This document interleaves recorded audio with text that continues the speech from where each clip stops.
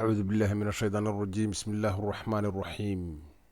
الله الذي خلق 7 سماوات ومن الأرض مثلهن يتنزل الأمر بينهن لتعلموا أن الله على كل شيء قدير وأن الله قد أحاط بكل شيء علما. صدق الله العظيم، وصلى الله وسلم على نبينا محمد وعلى جميع الأنبياء والمرسلين صلوات الله وسلامه عليهم أجمعين. السلام عليكم ورحمة الله وبركاته. maantana waxaan ka hadli doonaa casharadii xiriirka ahay ee aan uga hadli jirnay mucjisaat alqur'aan, inagoo mar walba isku dayna inaan soo bandhigno mucjisooyinka qur'aanka si aan u xaqiiqsano xaqnimada qur'aanka oo aan si macnaha xaqul yaqiin aan u ogaano qur'aanku inuu yahay mid xaq ah, wax alla waxa ku sugan ay yihiin 100% oo haba yaraatay wax qalad oo aan ku jirin. ilaahay kalaamkiisina uu yahay subxaanahu wa ta'aala, loona baahan yahay in la barto. maanta casharku wuxuu ku saabsan yahay ilaahay idankiis kelimada rabbi subxaanahu wa ta'aala ee ah kun fayakunu. allah subxaanahu wa ta'aala wuxuu isticmaalaa kelimad la yidhaahdo kun ahaw fayakunu, shaygiina wuu noqonayaa oo uu ahaanayaa. marka arrintaas kelimadaas cajiibka ama labadaas kelimadood cajiibka allah kitaabkiisa casiiska ayuu uga hadlay subxaanahu wa ta'aala. 7 suuradood oo qur-aanka ka mid ah ayaad ka helaysaa kelimada kun fayakun. xarfaha naftirkoodu kun fayakunu 7 xaraf weeyaan, aayaduhuna 8 weeyaan ay ku jiraan kun fayakunu. hal suurad ayaa 2 aayadood ay ku jirtaa oo kun fayakunu ah. marka arrintan ayaa waxaan usoo bandhigi doonaa haddii ilaahay yidhaahdo qaab cilmi ah. oo cilmi maxaan ka wadaa? marka aad doonayso shay inaad cilmi ahaan usoo bandhigto, maanta dhan wax waan akhri karaa fiican oo aad jeclaysataan, laakiin waxaa laga yaaba waxaas inaysan xaqiiqo ahayn markii cilmi ahaan loo eego. shaygu markii la rabo inuu noqdo cilmi waa inuu 2 dariiqa mid soo maraa, inuu soo maro xisaab iyo inuu soo maro laboratory. anigu waxaan dooran lahaa xisaabta, sababtoo ah laboratoryga waxbaa soo geli karaa kaleeto, laakiin xisaabta waxba ma soo geli karaan runtii. xisaabta manaxda weeye, marnaba qalad kama yimaado xisaabta. haddii aan qofka xisaabina qaldin, ayadu waxa weeyaan mar walba sax weeyaan xisaabtu. ma taqaano kana cad kana madow, waa xisaab weeyaan, waana sax weeyaan. marka xisaab ayaan ku salaynaynaa haddii ilaahay yidhaahdo. qur-aankuna waxa weeye xuruuf weeye, marka xuruuf laboratory lama mari karo, laakiin xisaabaa la mari karaa. xisaabaan ku salaynayna marka haddii ilaahay yidhaahdo. bismillahi raxmaani raxiim. casharka ayaan bilaabaynaa. suuradaha waa dul mari doonaa haddii ilaahay yidhaahdo, aayadaha ee 8 ahba. marka waxaan jeclahay qof walba inuu qorto aayadaha nambaradooda iyo suuradaha nambaradooda, qalin warqad qaado, ajir fara badan aad ka helaysaa. waxaad isku dayda inaad xisaabiso xarfaha naftirkooda. marka wax badan oo cilmi baaris aan samaynayna haddii ilaahay yidhaahdo maanta. bismillah. allah jalla wacala wuxuu ku bilaabayaa suuradan, waxaan ku bilaabaynaa suura baqara aayadda 117. acuudu billahi min ashaytaan arajiim. bismillahi araxmaani araxiim. badiicu samaawaati waalardi waidaa qadaa amran fainamaa yaquulu lahu kun fayakunu. allah subxaana wa tacaala isaga ayaa bilaabay samooyinka iyo arlada, ayagoon jirin ayuu bilaabay, uu sameeyey. waidaa qadaa amran fainamaa yaquulu lahu kun fayakunu. arrin haddii uu doonana wuxuu yidhahdaa ahaw, wayna ahaataa arrintaas. suura aal cimraan aayadda 47 allah wuxuu uga hadlayaa maryamo binti cimraan, gabadhii muuminadda ahayd ee nabiyullahi ciise calayhi salaam hooyadiis ahayd, qof wanaagsan ahayd. ilaahayna kitaabkiisa casiiska oo wax fara badan uga hadlay ayuu meeshan allah uga hadlayaa arrin iyada iyo malagii u hibaynayay ciise dhex martay. malag ayaa u yimid, wuxuu ku yidhi wiilan kuu hibaynayaa oo ilaahay kusoo dhiibay ee aqbal. markaasi waxay ku tiri qaalat rabbi anaa yakuunu lii waladun, ilaahayu sidoo wiil igu ahaanaya aniga, walam yamsasnii basharun, haddaan bani aadanba itaabanba. qaala kadalika illaahu yakhluqu maa yashaa. markaasaa lagu yidhi ilaahay sidaas wuxuu abuuraa.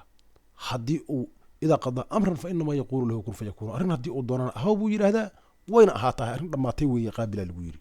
sidaas ayayna ku aqbashay iyaduna. ciisena sidaasuu ku dhashay nabiyullahi ciise calayhi salaam. aayaddaanuna waa isla suura cimraan aayadda 59. ina mathala ciisa cinda allah ka mathali aadama. nabiyullahi ciise alle agtiis wuxuu la mid yahay aadam oo kaleeto. ciise waxaa laga abuuray hal hooyo, aabba ma lahayn. aadam maxaa laga abuuray? khalaqahu min turaab, caro ayaa ilaahay ka abuuray aadam. marka aadanaaba sii xag jiraba oo hooye aabba midna ma uusan lahayn aadan, caro ayaa isaga laga abuuray. uma qaala lahu kun fayakunu, wuxuu ku yidhi markaa kabacdi ahaw, wuuna ahaaday aadam iyo ciise labaduba. marka hala yaab inuu leeyahay ilaahay wax walbuu abuuri karaa subxaana wa tacaala. aayadda ku xigta waxay noqonaysaa suura ancaam aayadda 73.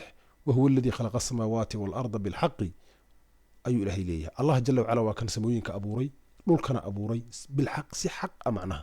wa yowma yaquulu kun fayakunu, maalinta uu oranayo ahaada wayna ahaanayaan, ama uu yidhi ahaw way ahaadeen.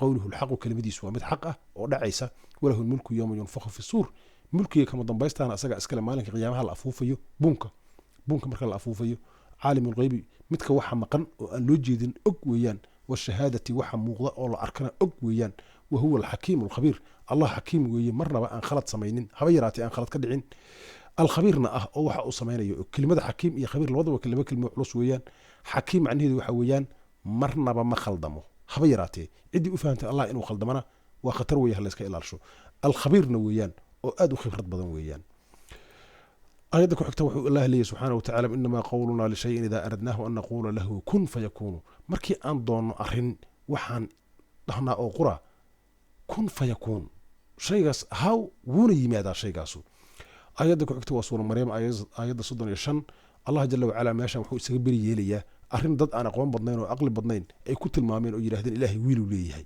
ayuu allah meeshan isaga beri yeelayaa inaysan waxba ka jirin waxaas maa kaana lilahi an yattakhida min waladin ilaahay uma sugnaanin mana u ansaxayso mana u bannaana inuu canug samaysto subxaanahu ayuu ilaahay leeyahay ilahay wuu ka nasahan yahay subxana watacaala idaa qadaa amran fa inamaa yaquulu lahu kun fayakuunu arrin haddii uu doonana wuxuu yidhahdaa ahaw wayna ahaataa marka karaahiyo iyo kabaa'ir waxa ugu badan in ilaahay loo nisbeeyo canug inuu leeyahay ama shirki loo sameeyo ama waxyaabaha lamidka ah oo meeluu fadhiya wax noocaasa waa khatar wey waxyaabaha lagu cadaamuto oo shirkiga weeyaan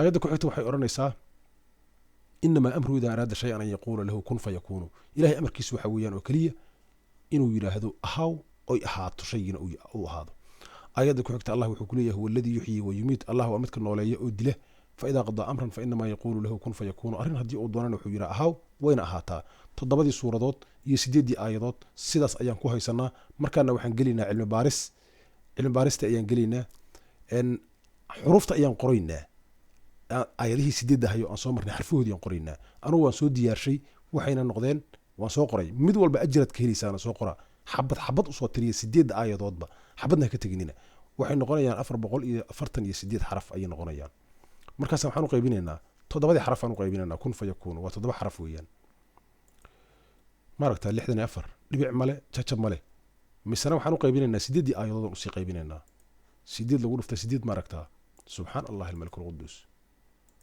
weligii maaragtay wax noocaasa 8 aayadoodna waan ka helnay 7 xarafna waan ka helnay 7 suuradoodna waan ka helnay jajabna malahan waxna malahan waa 100% marka 64 haysta waxaan kaloon xisaabaynaa nambarada suuradaha iyo aayadaha ayaan isku daraynaa markaad isku dartaan ood kulligood isku dartaan oo xabadna aadna ka tegin oo aad xabad ku dartaan macnaha suura baqara oo kaleeto aad aayadaheeda iyo isku dartaan suuradda nambarkeeda waxaa idiin soo baxaysa 646 nambar ahaa idiin soo baxaya markaas waxaan u qaybinaynaa nambar loo qaybi karaan raadinaynaa waxaan helay nambarka 19 in loo qaybi karo 34 maaragtaa waa 3 lagu daray 4 7 weeyaan misana subxaan allah almalik alquddus 34 waxaan ku darayaa 64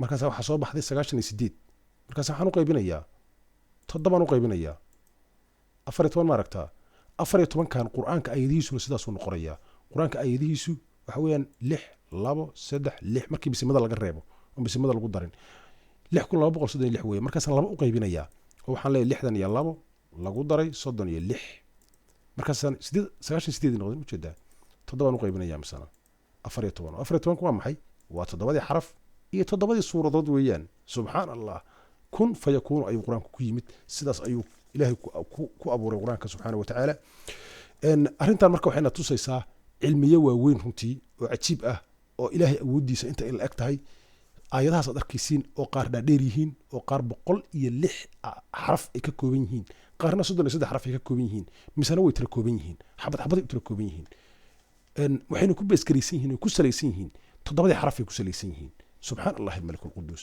cilmiga allah marka sidaas weeyaan waxaan u maleynayaa caddayn buuxda inay tahay oo 100% ah oo meel loo dhaafay aanay jirin ayadii allah ayaa ii muuqata subxaana watacaala oo ahayd sanurihim aayatina fi lafaaqi wa fi anfusihim xataa yatabayana lahum annahu alxaq ilaahay wuxuu aayad quraan ku sheegay suura fusilad ku jirta quraanka waan tusi doonaa waan u cadday doonaa meel walba ayaan ka tusi doonaa si ay u ogaadaan inuu xaq yahay oo xaq rabbina uu ka yimid marka waxaan maanta caddaynaynaa inuu quraanku xaq yahay markii aan aragno caddaymaha noocaasa iyo kuwa kaloo fara badan oo ka buuxa quraanku sidaas way isaga dhanba marka ilaahay nagu anfaco ilaahay baa na fahamsiiyey subxaana watacaala ammaano dhan asaga iskale والسلام عليكم ورحمة الله وبركاته.